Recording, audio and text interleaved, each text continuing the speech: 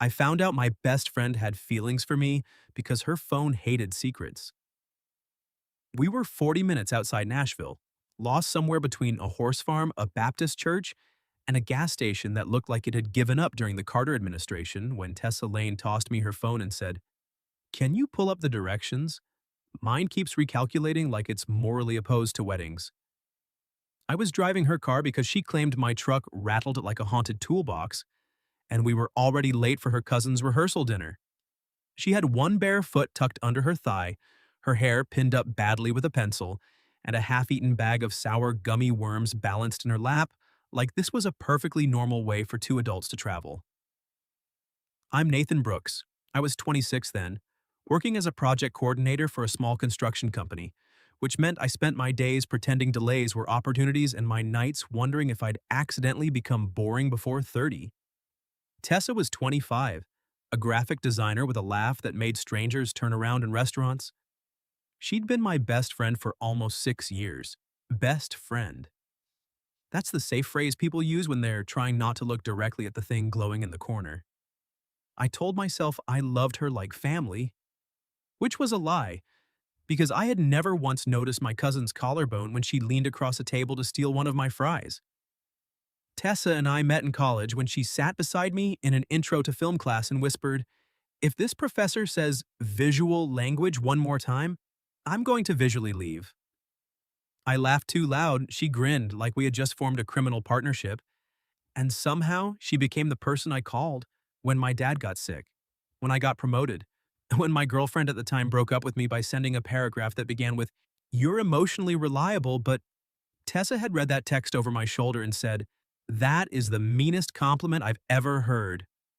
Now, 3 years later, we were still doing this.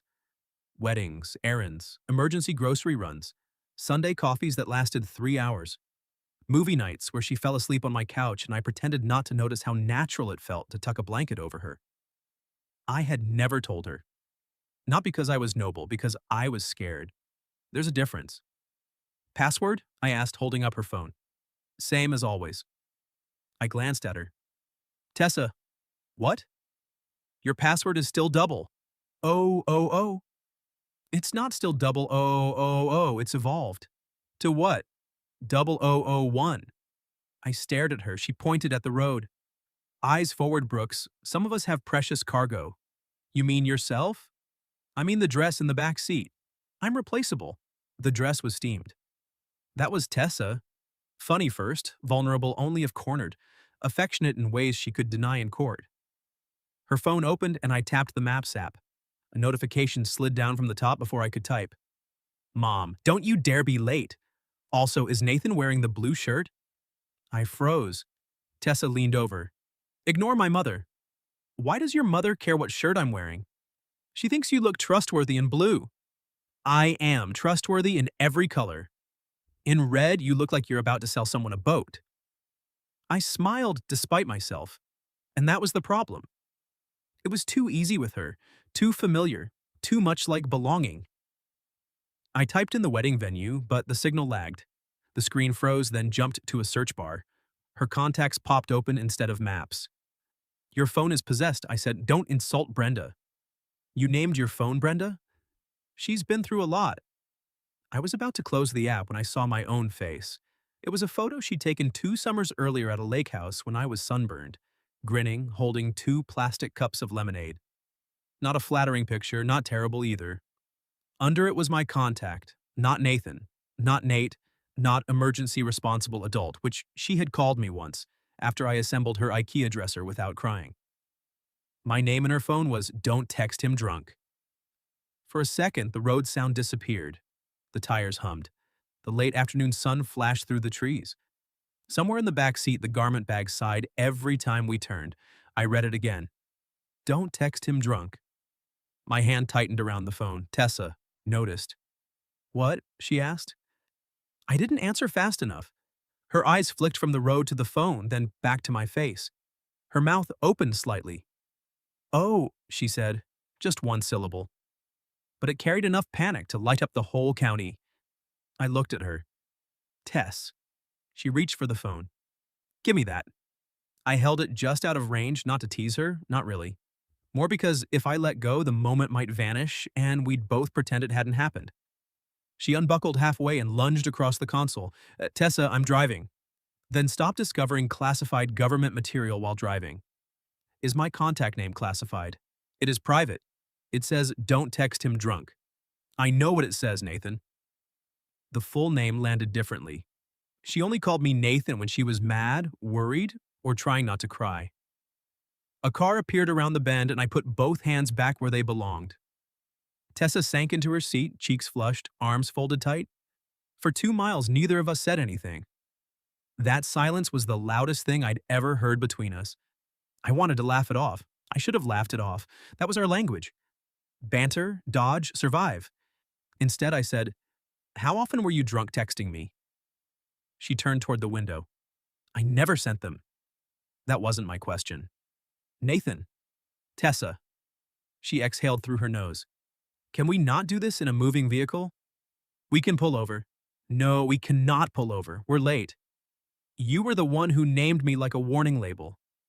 She pressed her lips together, but a tiny laugh escaped. It was nervous and soft and so painfully her that my chest tightened. You are a warning label, she said. Emotionally hazardous. May cause poor decisions after wine. I should have joked back, but the words came out quieter. What kind of poor decisions? She looked at me then. Not a quick glance. Not one of her usual deflections. She looked at me like she was deciding whether to jump from a place she had been standing on for years. The sunlight caught the little gold flecks in her brown eyes. I had known those eyes through finals, heartbreaks, bad haircuts, job interviews, her grandmother's funeral, my father's surgery. I had seen them furious, amused, exhausted, bright with mischief. I had never seen them this unguarded. Then her phone buzzed again in my lap.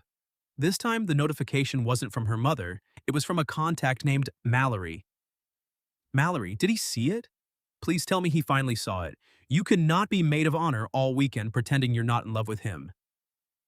Tessa made a small sound like the air had been knocked out of her. I pulled into the gravel shoulder so fast the tires spat dust. For a moment, we just sat there, hazard lights ticking, the Tennessee heat pressing against the windows, her phone glowing between us like it had decided to burn down our entire friendship. I turned to her slowly. Tessa, I said, my voice barely steady. Are you in love with me? Her eyes filled before she could hide it. And then, instead of answering, she whispered, please don't make me lose you today. There are sentences that change the weather inside a car. Please don't make me lose you today was one of them. I turned off the hazard lights, then turned them back on because apparently my hands had decided to file for independence. Tessa stared at the dashboard like it might open and swallow her. Tess, I said. She shook her head. No, don't do the gentle voice. What gentle voice? The one you use for injured dogs and your aunt when she asked how to use Bluetooth. Despite everything, I almost smiled. I don't have a Bluetooth voice. You absolutely do. She wiped under one eye quickly, angry at the tear for existing. And I can't handle being a tragic little Bluetooth problem right now. You're not a problem. That's worse. How is that worse? Because if I'm not a problem, then I'm just an idiot who named her best friend like a cautionary tale and got exposed by a group chat. I looked down at her phone, still glowing in my lap. Mallory had sent 3 more messages. Mallory. Hello? Mallory, Tessa. Mallory, if you died, I call your boots. I locked the screen and set it in the cup holder. Then I faced her fully. You're not going to lose me. Her laugh was small and disbelieving. You can't know that. I can. No, you can't. Because this is the part where people say nothing has to change, and then everything changes. Suddenly you stop calling as much. You get weird when I hug you.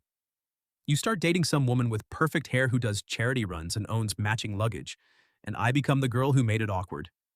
I blinked. That is a very specific nightmare. I've had time.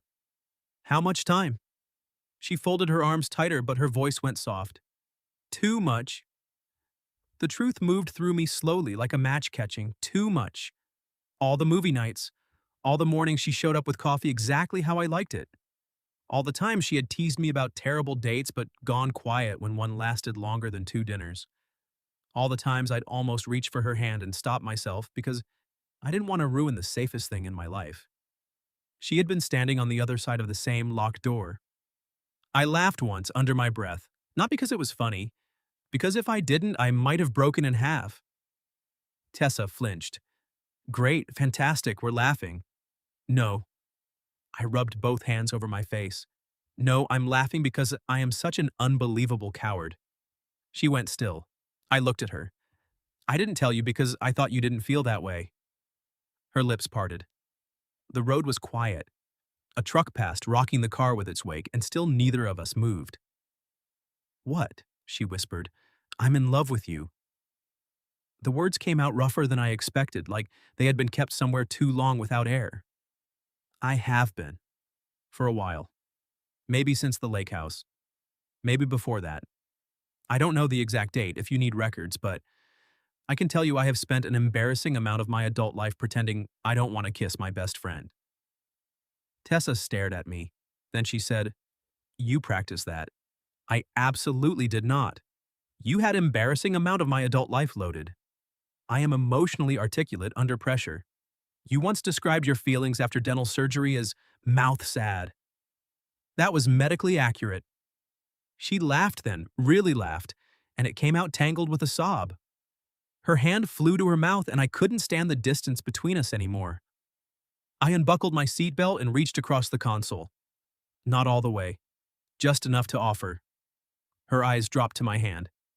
For one terrifying second, she didn't move. Then she put her fingers in mine. I had held Tessa's hand before, helping her over icy sidewalks, pulling her up from picnic blankets, dragging her through crowded concerts when we didn't want to get separated. This was not that. This was her thumb trembling against my knuckle. This was her letting me see the fear behind the jokes. This was 6 years of almost narrowing into the warm press of her palm. You're in love with me? She asked, like the sentence needed to be tested for structural integrity. Yes. And not in a friendship way? No. Because I swear to God, Nathan, if you say you love me like a sister after that, I will tuck and roll out of this vehicle. I have never wanted to kiss my sister. Good. Baseline acceptable. I want to kiss you. Her breath caught. The confession sat there between us, alive and impossible to take back. Tessa glanced toward the road, then back at me. Her cheeks were pink, her eyes wet, her mouth trying not to smile and failing. We're on the shoulder of a rural highway, she said. I'm aware. My cousin's rehearsal dinner starts in… She checked the dashboard clock and winced. 21 minutes. Also aware. My mother is going to kill us. Probably. And you still want to kiss me right now? I leaned closer slowly enough that she could stop me with a word, a breath, a look. I've wanted to kiss you in worse places. Her smile broke open. Like where? The emergency room vending machine area. When? When your brother dislocated his shoulder playing softball and you bought me peanut M&Ms because I looked tragically snackless. That was a tender moment. It was. Any other inappropriate locations? The DMV? She gasped. Nathan Brooks. You wore that yellow dress? I was renewing my license. I suffered in silence for 43 minutes. Her laugh faded as I got closer. The console was between us. The gear shift was digging into my ribs. It was not cinematic. It was not graceful. But when Tessa's free hand came up and touched my jaw, I forgot every uncomfortable angle. You should know, she whispered.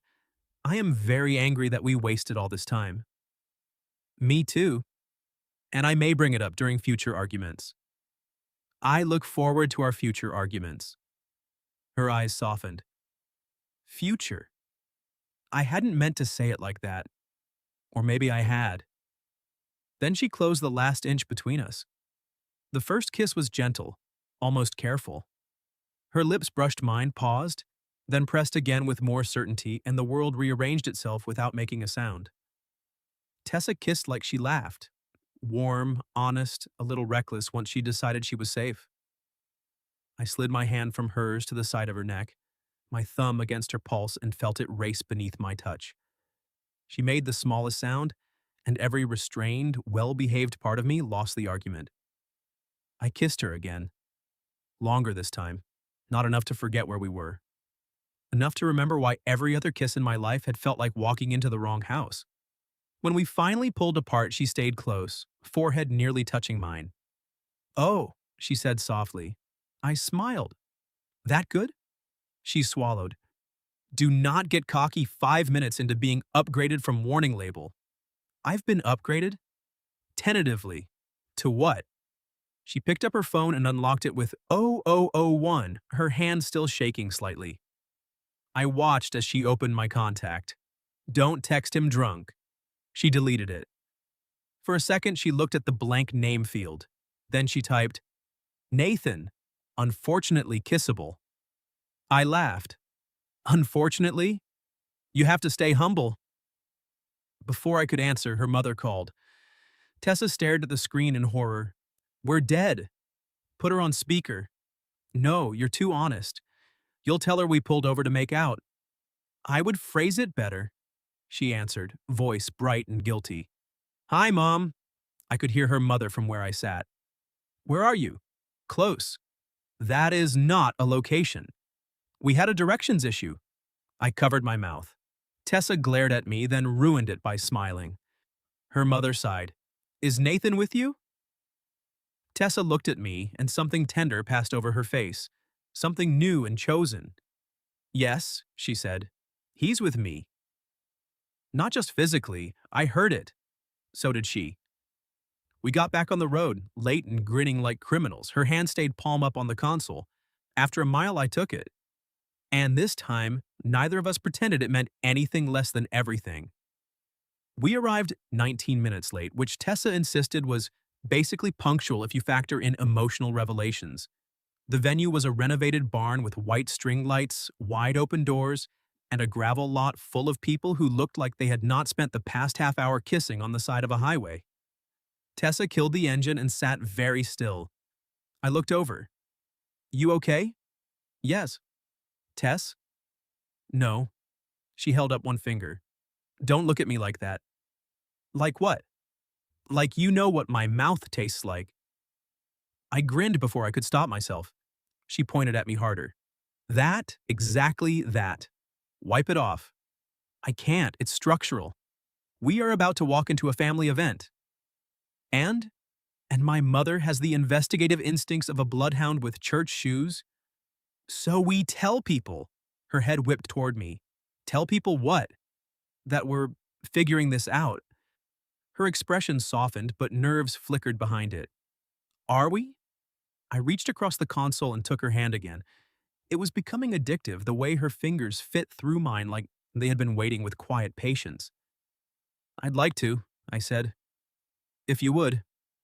Tessa looked down at our hands. For once, she didn't make a joke right away. "I would," she said. "A lot." My chest went warm and stupid. Then someone knocked on her window. Tessa screamed. I startled so hard my knee hit the steering column. Outside stood Mallory, a tall woman in a green jumpsuit with hoop earrings and the satisfied smile of someone who had just caught the season finale live. Tessa rolled the window down 2 inches. "Go away." Mallory leaned in. "Did he see it?" "No." "Tessa." "Yes." Mallory's gaze shot to our joined hands, her smile spread. "Oh, thank God. The group chat owes me $40. Tessa closed her eyes. "I hate everyone I love." Mallory looked at me. "Nathan, congratulations on discovering literacy." "Thank you. It's been a journey." "I assume you have honorable intentions." "Tessa can hear you," Tessa said. "I know. I'm making eye contact with the man for intimidation purposes." I nodded solemnly. "My intentions are extremely honorable and moderately terrified." Mallory considered this. "Acceptable." Then Tessa's mother appeared behind her. If Mallory was a flare gun, Mrs. Lane was a searchlight. "Nathan," she called, already smiling. "Blue shirt. Excellent." Tessa muttered, "We're doomed." I leaned closer and whispered, "For what it's worth, I like being doomed with you." She looked at me, and the panic in her face eased into something tender enough to steal my breath. "Dangerous line," she whispered back. "Effective?" "Unfortunately." We got out of the car and I lifted the garment bag from the back seat while Tessa smoothed her dress with both hands. She was wearing a soft green wrap dress and sandals, and the sight of her standing there in the amber light made something inside me go quiet. Not the absence of noise, the presence of certainty. She caught me staring. What? You look beautiful. Her lips parted, and for once she had no immediate comeback. Then color rose in her cheeks. Oh. I stepped close enough that only she could hear me. You're allowed to know that. She glanced toward the barn where her entire extended family seemed to be pretending not to watch us. Careful, she said softly. I might start believing you. That's the plan. Her eyes held mine for one extra second. Then her mother swept in and hugged her, scolded her, kissed her cheek, and somehow did all three while also examining my face. Directions issue? Mrs. Lane asked. Tessa's hand found mine behind the garment bag. Yes, she said. I cleared my throat. We got rerouted. Mallory made a strangled sound. Mrs. Lane looked at our hands, then at Tessa, then at me. Her expression changed, just a little. The sharp maternal inspection softened into something almost relieved. Well, she said. About time. Tessa groaned. Mom. What? I didn't say anything. You said everything with your eyebrows. I have expressive eyebrows. It's genetic. You're welcome. Inside, the rehearsal dinner was loud and warm and full of cousins I had met twice who greeted me like a semi-official appliance Tessa always brought along. But everything was different. Not louder, not obvious, just charged. When Tessa brushed past me to get to her seat, her fingers grazed my lower back. When I pulled out her chair, she whispered, "Show off," but smiled at her plate. When the toast began, her knee touched mine under the table and stayed there. It was ridiculous how much it affected me. I had known this woman for years. I had seen her with mascara under her eyes at 2 a.m. ranting about fonts. I had watched her eat cereal out of a measuring cup. I had held her hair back after a questionable margarita flight. But her knee against mine at a family dinner nearly ended me. Halfway through the meal, the bride-to-be, Tessa's cousin Briar, clinked a spoon against her glass and announced that after dinner, everyone was moving outside for a low-pressure mingling moment. Tessa leaned toward me. That means photos. How do you know? Because women with clipboards are circling the perimeter?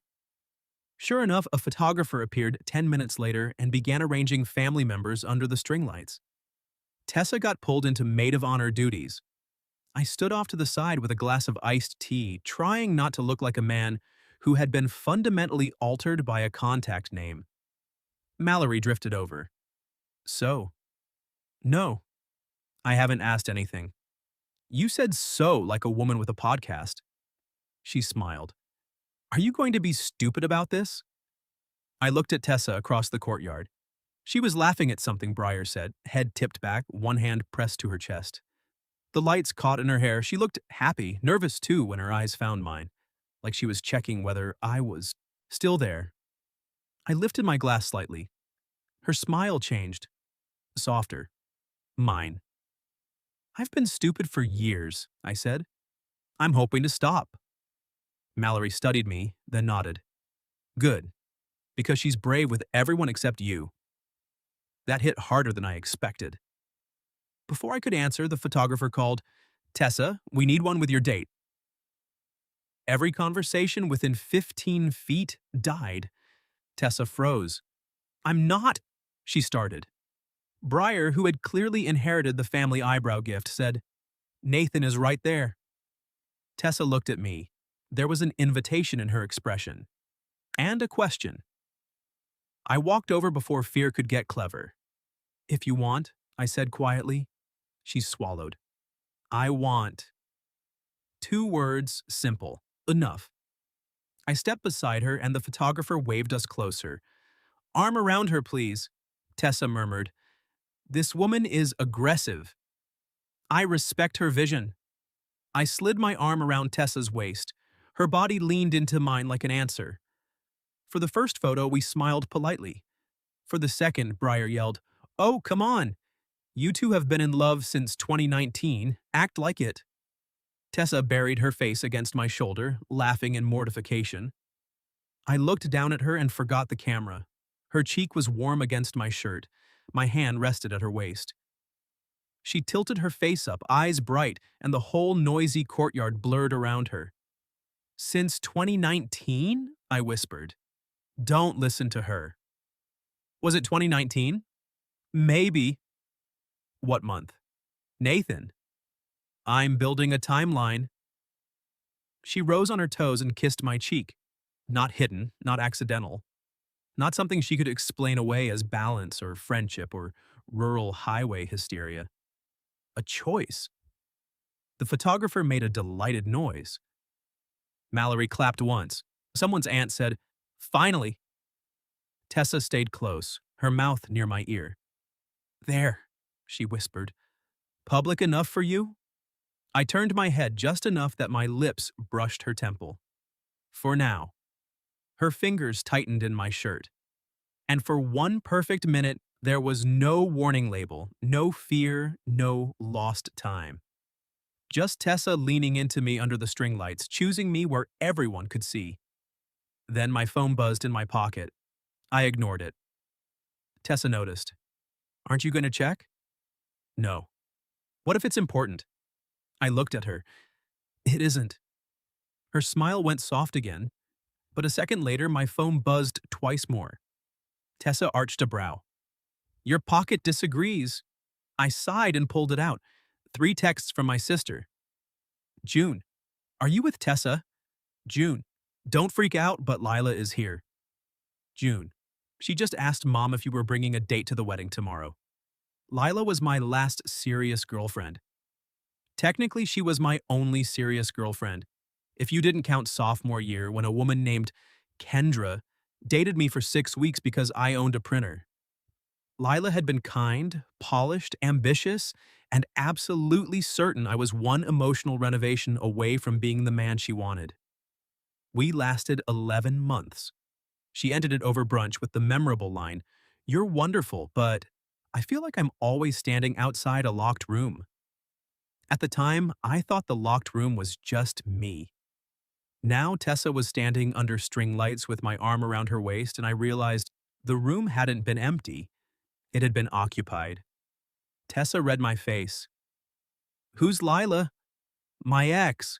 Her expression didn't change much, but her shoulders did. Just a little. Just enough. "Oh," she said. I hated that "oh." It sounded like a door closing politely. "She's a friend of Briar's fiancé," I said. "I didn't know she'd be here."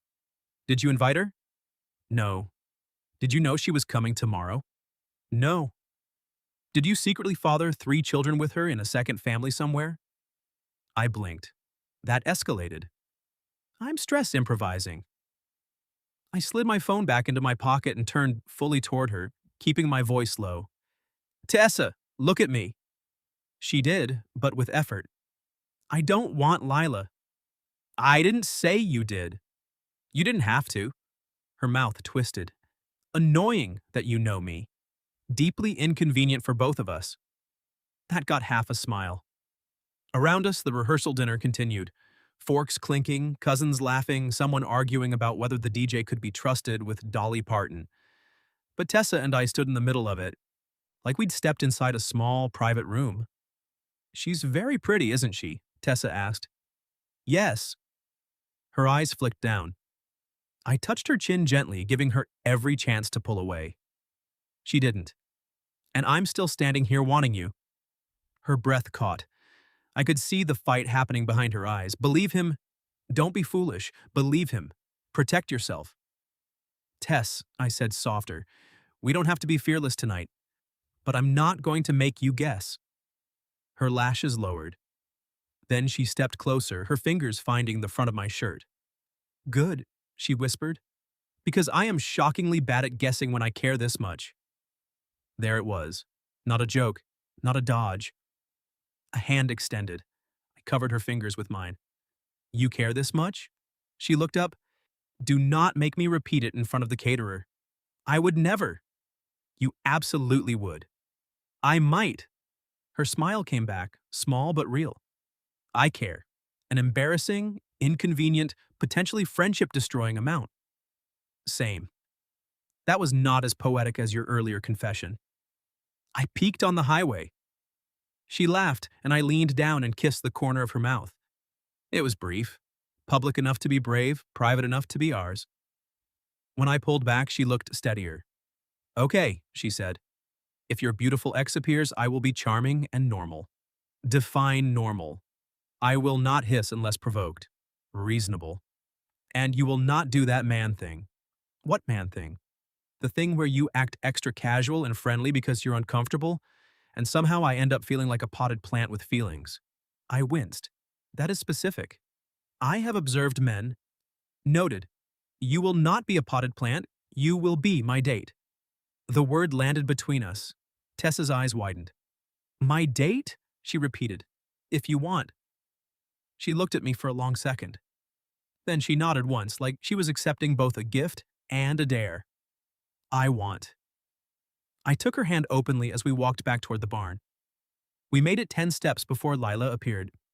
She was wearing a navy dress and delicate heels, her dark hair cut shorter than I remembered. She looked exactly like someone who never spilled coffee on herself in traffic. Nathan, she said, surprised. Hi. Hi, Lila. Her gaze moved to Tessa, then to our joined hands. To her credit, she recovered quickly. Tessa, right? We met once at that trivia night. Tessa smiled. Yes. You knew all the geography answers. I contributed by eating loaded fries. Lila laughed. A vital role. The exchange was perfectly civil. Still, Tessa's hand tightened around mine. I squeezed back. Lila looked at me. I heard you might be here. June mentioned it. Yeah, Tessa's maid of honor. And you're... She smiled carefully. With her, I said. Not loud, not dramatic. Just clear. Tessa went still beside me. Lila's expression shifted, something like recognition passing through it. Then she gave a small nod. Well, she said, that makes sense. Tessa blinked. It does? Lila glanced between us and her smile softened. Yes. There was no villain speech, no jealousy scene, no drink thrown under rustic Edison bulbs. Just a woman who had once stood outside a locked room, seeing who'd always had the key. I'm happy for you, Lila said, both of you. Thank you, I said. And I meant it. When she walked away, Tessa exhaled like she'd been holding her breath since birth. I was prepared to be so mature, she said. You were terrifyingly mature. I hated it. You did beautifully. She turned to me, eyes narrowed. Do not patronize me, date. Date, I grinned. Oh no, she said. You like that? I like it a lot. You're going to be insufferable. I've waited years. I deserve a brief, insufferable period. She tried not to smile and failed. After dinner, people migrated toward a small patio behind the barn, where the air smelled like cut grass and vanilla cake. Music played low from a speaker someone had propped in a window. It wasn't dancing music exactly, but couples started swaying anyway because weddings make even sensible people vulnerable to acoustics. Tessa stood beside me with 2 lemonades, watching Briar dance barefoot with her fiancé. My feet hurt, she announced. Then sit. I didn't say I wanted practical advice. What did you want? She handed me 1 lemonade and lifted her brows. I stared at her. Are you asking me to dance? I'm giving you an opportunity to ask me. Very generous. I'm known for charity. I set both drinks on a nearby table and offered my hand. Tessa Lane, will you dance with me even though your feet hurt and the song is aggressively mediocre? She placed her hand in mine. Nathan Brooks, I thought you'd never ask. We moved to the edge of the patio, not quite in the crowd, not quite hidden. My hand settled at her waist. Hers rested on my shoulder, then slid a little closer to the back of my neck. For a while, we just swayed. No performance, no jokes. The night was warm. The lights glowed gold against her skin.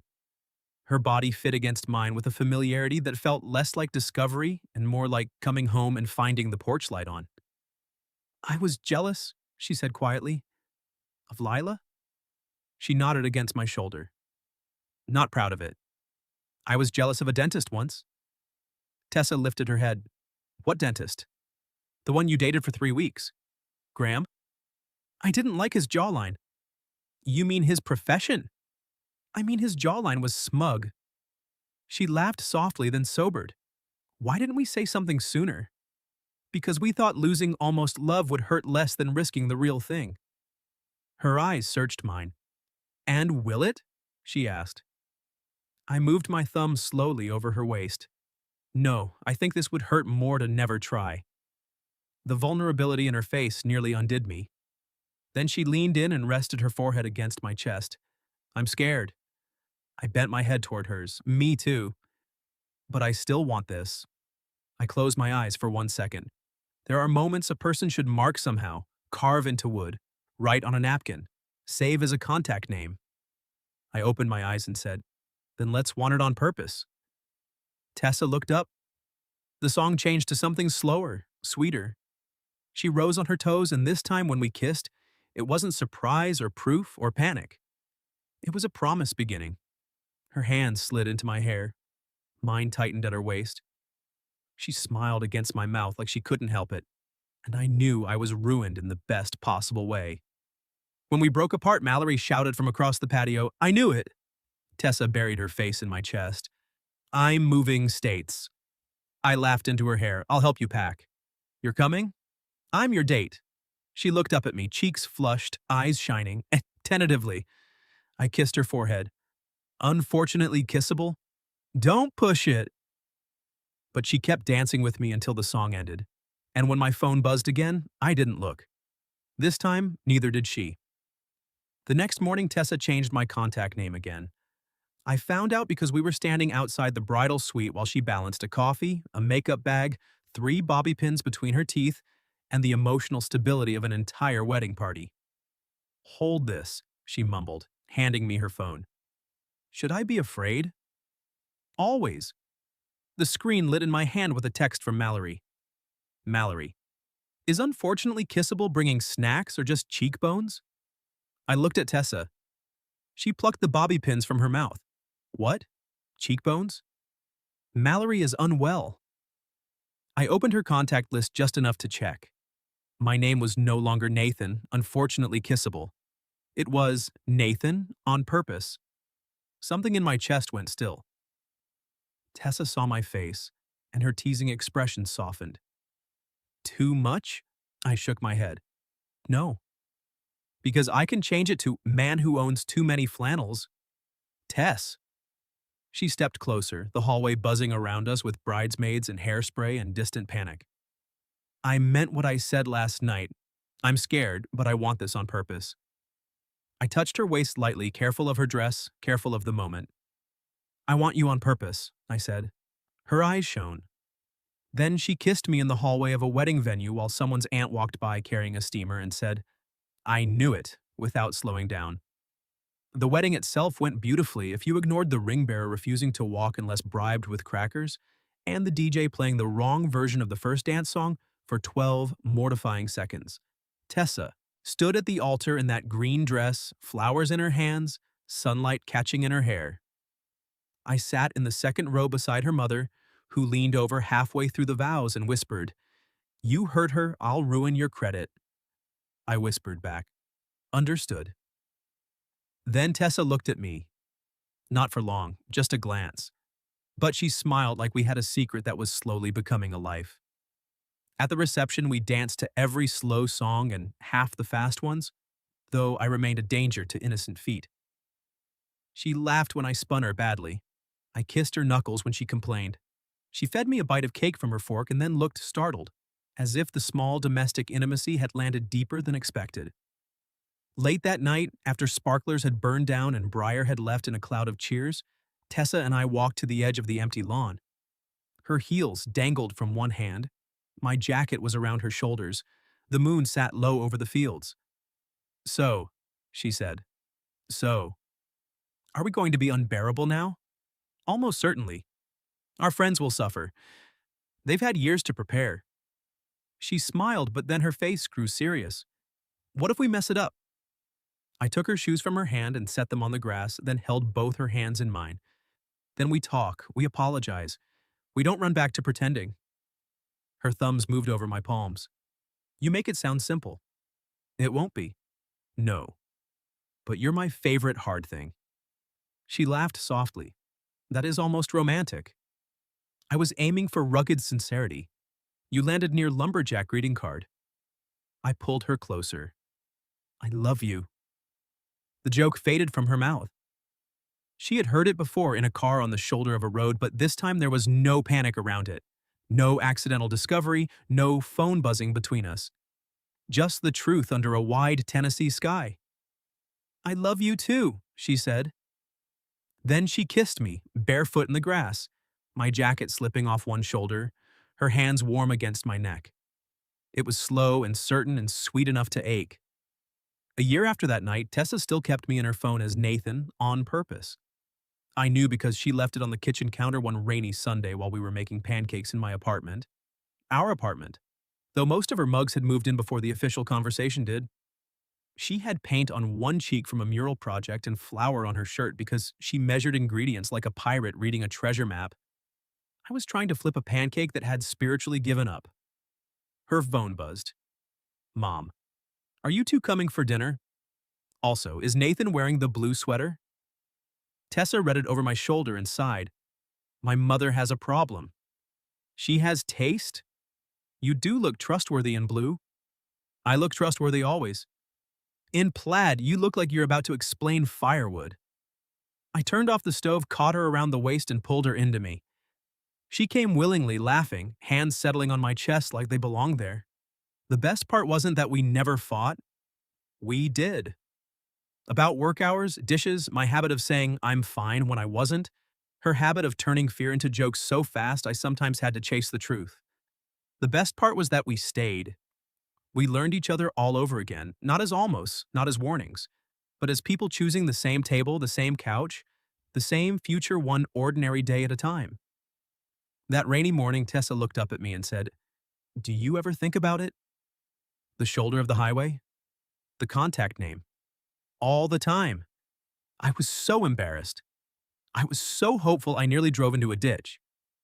She laughed, then touched my jaw in the same place she had that first day. "I'm glad you saw it." "Me too. Even if Brenda betrayed me." Brenda was a hero. She was a snitch. I kissed her before she could argue, and she smiled against my mouth, tasting like coffee and maple syrup and home. Behind us, her phone buzzed again on the counter. Neither of us looked.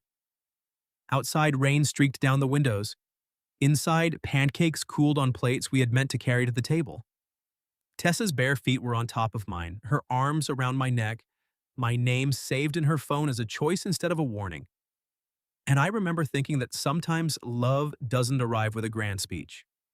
Sometimes it arrives because you borrow your best friend's phone for directions and discover she's been trying very hard not to text you exactly what you've been dying to hear. What would you have done if you borrowed your best friend's phone and found your name saved as "Don't text him drunk"? Have you ever experienced something similar where one accidental discovery changed everything between you and someone you loved? Tell your story in the comments. And for those who'd like to be a little closer to us, we've opened memberships where you'll get shorter exclusive stories every week with no ads. If you like this one, leave a like, subscribe, and I'll see you in the next video.